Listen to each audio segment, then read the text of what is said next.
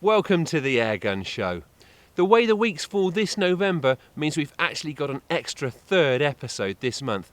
So we thought we'd do something different to mix it up a bit and bring you a roundup of our top 10 favourite shots from over the last year.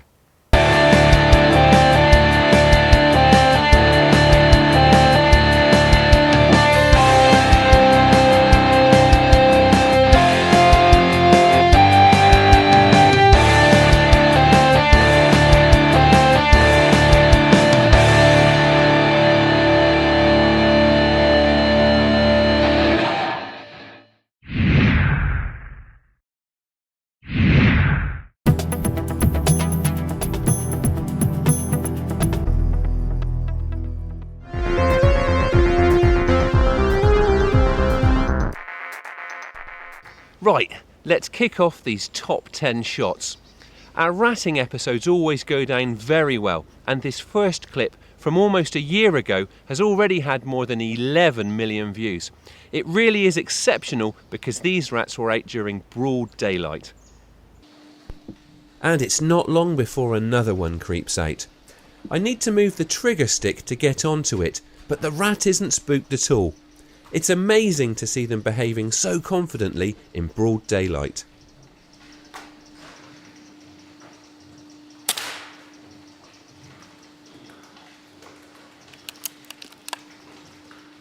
I absolutely love ratting, and I think the only way to follow that clip is with some more of the same.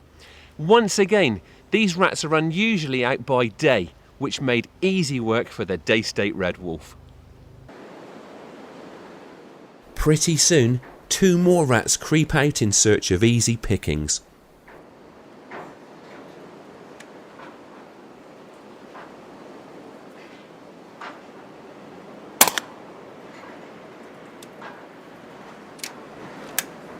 Well, that absolutely walloped that one down from beneath that tyre.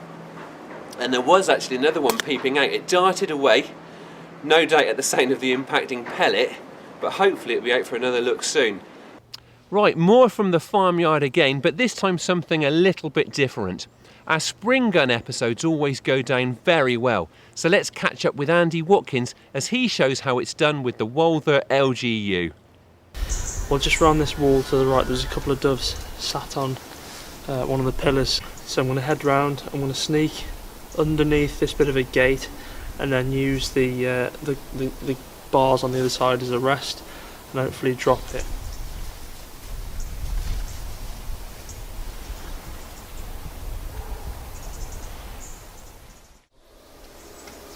You got it.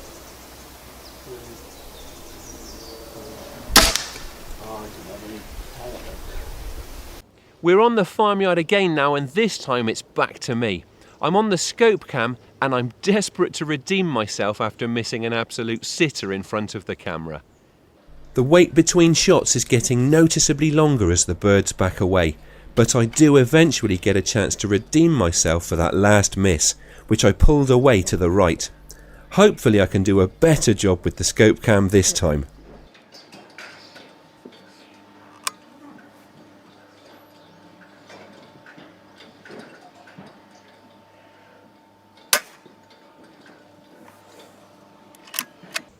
One final clip from the farmyard now, and this really was a very memorable session. I was fortunate enough to find a ready-made hide that the farmer was using and enjoyed some brilliant shooting with crows and doves. Here's one of them.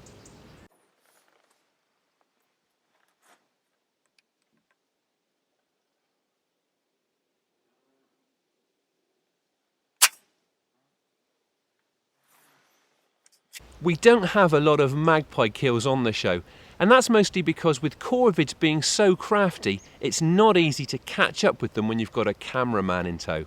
Andy has managed to do it though, and here he is making up for the deficit. Magpies flying over. I can hear them chattering in the woodland behind. So it shouldn't be too long before we get some action, all being well.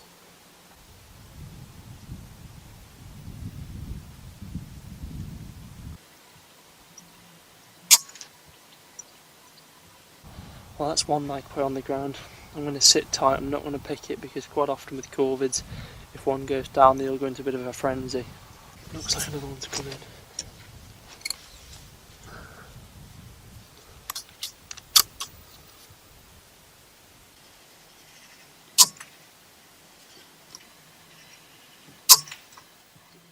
More from Andy now, and this time he's demonstrating what a difference a bit of luck can make when we're filming these videos. He also demonstrates that you need to be able to keep your cool and be a competent shot in order to make the most of those strokes of luck. And there's a pigeon right there. I'm just going to switch the camera around, put it onto this pigeon. 1 second. You don't often get chances like this when the camera's rolling. Maybe it's that camo. A pigeon has pitched comfortably within range. It's just a matter of threading a pellet through those twigs.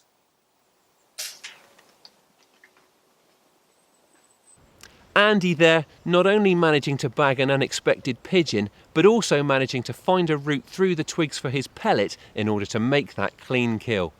My turn now, and I'm trying to line up on a partially obscured rabbit, which I'm trying to pick off with a headshot after setting up in a calm area on a particularly breezy day.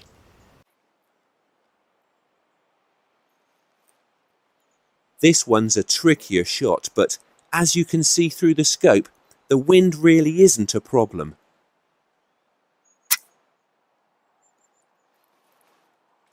Well, that was a brilliant shot if I do say so myself.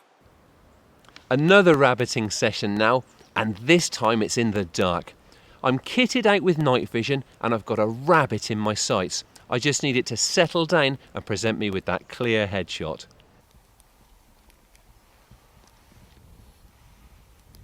It's going well now, and I don't have to wait very long before I get my next chance.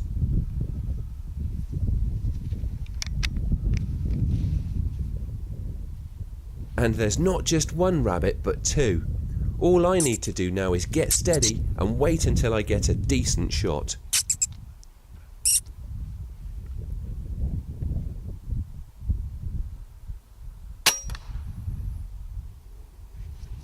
And finally, this roundup wouldn't be complete without a grey squirrel, as we've accounted for hundreds of these invasive pests on the show. So here's another greedy bushy-tail that made the mistake of showing up at one of my feeding stations. Jays absolutely love peanuts, and a feeder like this is a brilliant way to outwit them if you do need to keep their numbers down.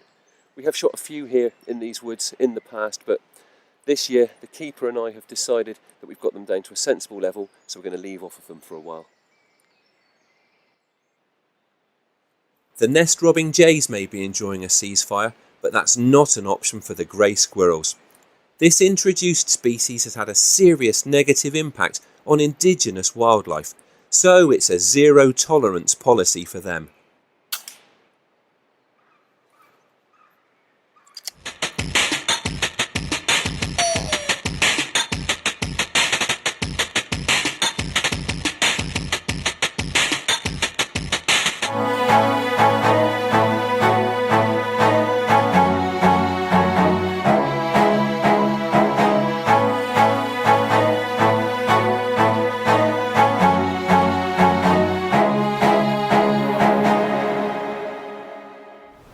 Some really memorable shots there, and we're looking forward to bringing you lots more over the coming year.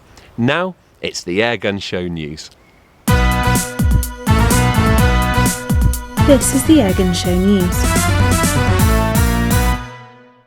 Firearms licensing is in chaos. That's what the Countryside Alliance has declared and says the government needs to focus on. Tim Bonner, the Alliance's chief executive, said a postcode lottery had emerged for any FAC airgunners in the UK.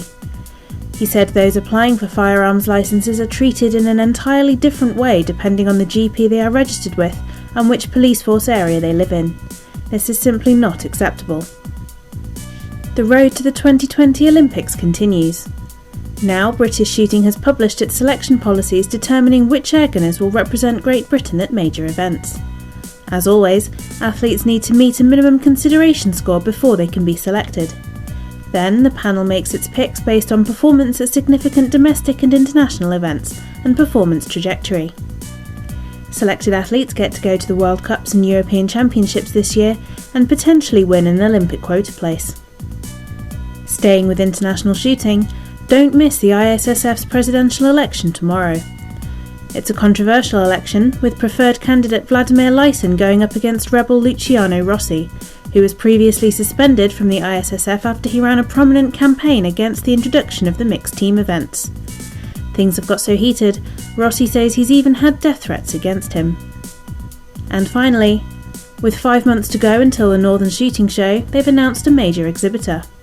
RUAG will take a significant presence at the show and bring their brands including Perazzi, Anschutz, RWS, Bergara and several new product lines. Adult early bird tickets to the show are on sale now, and kids go free when accompanied by an adult. Get your tickets at northernshootingshow.co.uk. That was the Airgun Show news.